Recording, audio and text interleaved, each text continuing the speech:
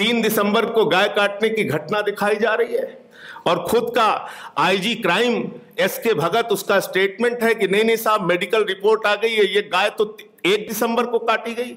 FIR में लिखा जा रहा है 7 लोग 3 दिसंबर को सुबह 9 बजे गाय काटते हैं। ये फैक्ट्स है।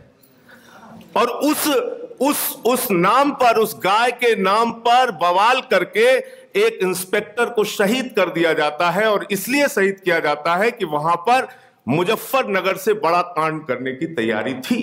आज जो बुलंदशहर के अंदर हुआ, उस पर सबको एकजुट होकर आवाज उठाने की जरूरत है और इनसे डरने की जरूरत नहीं। बिल्कुल ठीक कहा आदिप साहब ने, 31% वोट ही मिले ना इनको, बाकी 69% लोग तो इनके खिलाफ थे और आज उसकी संख्या बहुत ज्यादा हो गई है। क्या हुआ था बुलंदशहर के अंदर, सारे लोग जानते हैं। आज इस हालत में हम लोग पहुंच गए हैं, मेरी बात बुरी लगे तो माफ कीजिएगा, लेकिन अगर कहीं बलात्कार की भी घटना होती है तो हम लोग सबसे पहले पूछते हैं जिसका बलात्कार हुआ उसको किस धर्म की थी, और जिसने बलात्कार किया वो किस धर्म का था। चलिए धर्म अगर क्लियर हो जाता है तो उसके बाद पूछते हैं अच्छा जिसका बलात्कार हुआ वो किस जाति की थी, और जिसने बलात्कार किया वो किस जाति का था।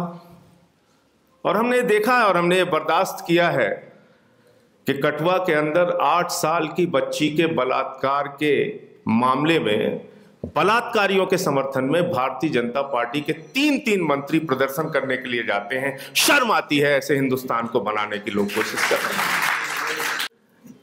एक कानून वो लेकर आइए जिन्होंने 3 तलाक कह के पत्नी को छोड़ा है।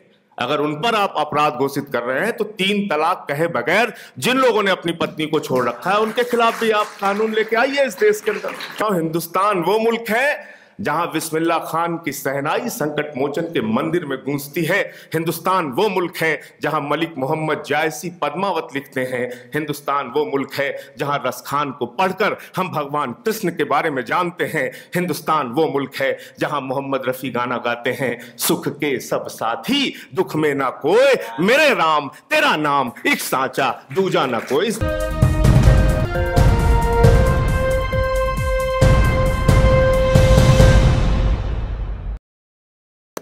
साथियों, अभी बहुत सारी बातों का जिक्र हुआ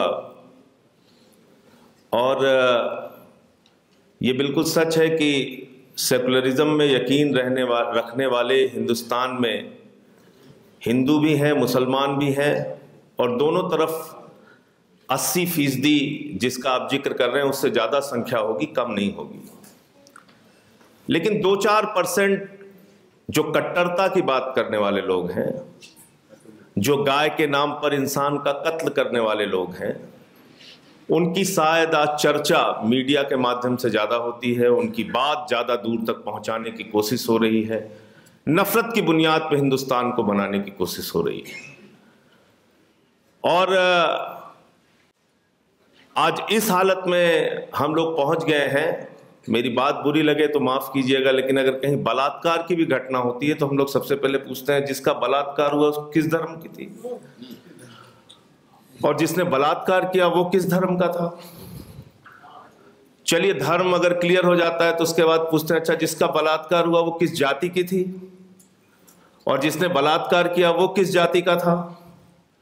और हमने देखा है और हमने ये बर्दाश्त किया है कि कठुआ के अंदर 8 साल की बच्ची के बलात्कार के मामले में बलात्कारियों के समर्थन में भारतीय जनता पार्टी के 3 मंत्री प्रदर्शन करने के लिए जाते हैं। शर्म आती है ऐसे हिंदुस्तान को बनाने की लोग कोशिश कर रहे हैं।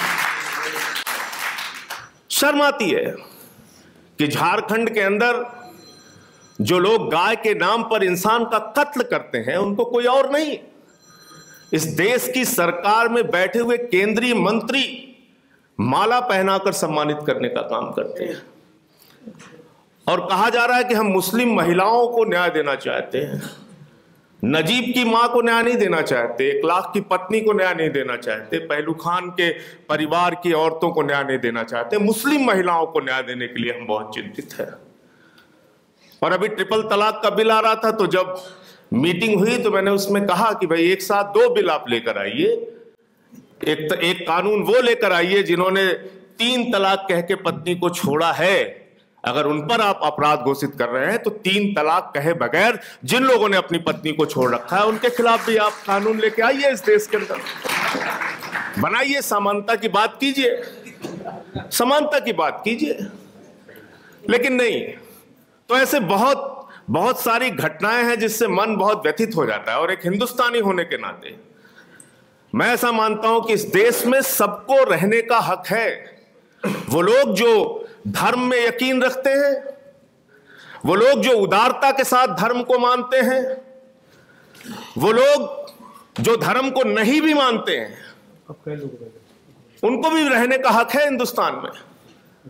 लेकिन आप तय करते हैं कि भारत माता की जय लगाओगे तो हिंदुस्तानी हो, राष्ट्रवादी हो। आप तय करेंगे कि भारत माता की जय लगाने के साथ वंदे मातरम में खड़े होते हो, बोलते हो कि नहीं बोलते हो, तो हिंदुस्तानी हो, नहीं तो हिंदुस्तानी नहीं हो। और आपकी हालत यह है कि आजादी के 70 साल के बाद भी जिस जमात की हम लोग यहां पर जिक्र कर रहे हैं, कट्टरता फैलाने वाली जमात, अगर उसको किसी से डर लगता है तो गांधी से डर लगता है। उनकी तस्वीर पे आप गोली मारते हो, उनके तस्वीर पे आप गोली मारते हो। गांधी की हत्या करने वाले कोई मुसलमान नहीं थे, गांधी की हत्या करने वाला नाथूराम गोडसे था, जो आपकी विचारधारा से निकला है। तो जो अहिंसा की हत्या करने वाले लोग हैं, जो गांधी की हत्या करने वाले लोग हैं, जिस विचारधारा ने गांधी की हत्या की, जब तक हम उस विचारधारा को नहीं मारेंगे, हिंदुस्तान कभी भी सेकुलर सही मायने में नहीं हो सकता है।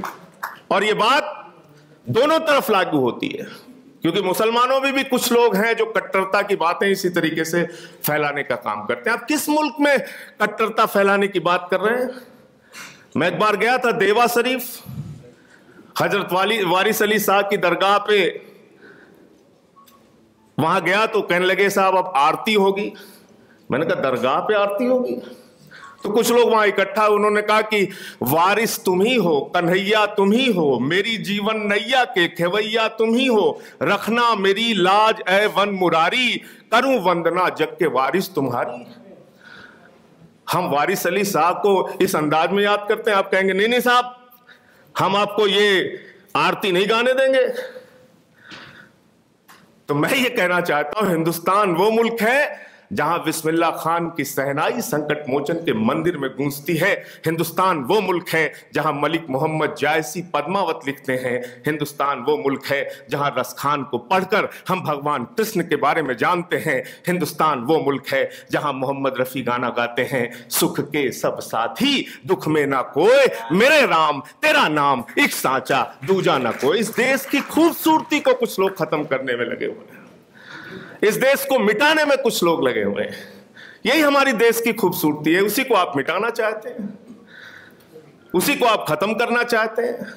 तो कहां से शुरू करूं और कहां खत्म करूं? वतन की जो हालत सुनाने लगेंगे तो पत्थर भी आंसू बहाने लगेंगे। वतन की जो हालत सुनाने लगेंगे तो पत्थर भी आंसू बहाने लगेंगे। अगर भीड़ में खो गई आदमियत तो उसे ढूंढने में जमाने लगेंगे। आज जो बुलंदशहर के अंदर हुआ, उस पर सबको एकजुट होकर आवाज उठाने की जरूरत है और इनसे डरने की जरूरत नहीं। बिल्कुल ठीक कहा आदिफ साहब ने, 31% वोट ही मिले ना इनको, बाकी 69% लोग तो इनके खिलाफ थे और आज उसकी संख्या बहुत ज्यादा हो गई है। क्या हुआ था बुलंदशहर के अंदर सारे लोग जानते हैं। 3 दिसंबर को गाय काटने की घटना दिखाई जा रही है और खुद का आईजी क्राइम एसके भगत, उसका स्टेटमेंट है कि नहीं नहीं साहब मेडिकल रिपोर्ट आ गई है, ये गाय तो 1 दिसंबर को काटी गई। एफआईआर में लिखा जा रहा है 7 लोग 3 दिसंबर को सुबह 9 बजे गाय काटते हैं। ये फैक्ट्स है।